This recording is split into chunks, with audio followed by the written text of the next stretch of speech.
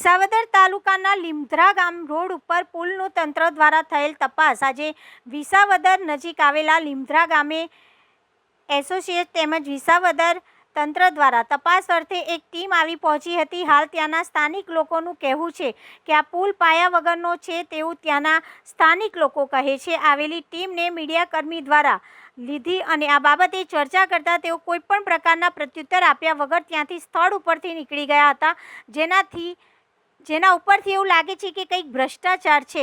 હાલ લીમધરા ગામના લોકો પણ આ બાબતે ચર્ચા કરી રહ્યા છે, ત્યારે ખરેખર તપાસ સાથે મોકલાવેલ ટીમને પુલની પૂરેપૂરી તપાસ કરવી જોઈએ। ત્યાં સ્થળ ઉપર ઉપસ્થિત સ્થાનિક લોકોનું કહેવું છે કે તેમ તપાસ સાથે આવી પૂરતું બહુ જ થોડા સમયની અંદર મિનિટોમાં આ ટીમ ત્યાંથી રવાના થઈ ગઈ હતી। અમુક લોકોએ પૂછતા એવું જણાવ્યું કે અમારે અન્ય કામગીરી અર્થે જવાનું હોવાથી અમે કંઈ જવાબ આપી શકીએ તેમ નથી। હવે જોવાનું એ રહ્યું કે તંત્ર આ બાબતે તપાસે આવેલ ટીમ અને આ પુલ બાબતે શું અહેવાલ આપે છે, શું પ્રત્યુત્તર આપે છે। રિપોર્ટર લલિત ચાવડા, તાલાળા। બચુભાઈ વણાર, ગામ લીમધરા, તાલુકો વિસાવદર। અહીંયા જે આગળ રાજકોટના સાહેબુ અને વિસાવદરના એસો આવ્યા એન્જિનિયરો, એટલે અહીંયા એની પાસે ઇન્ટરવ્યૂ લીધા પણ કોઈ બોલ્યા નહીં અને સીધા ગાડીઓમાં વહી ગયા, રવાના થઈ ગયા ફોટા પાડીને એની રીતે।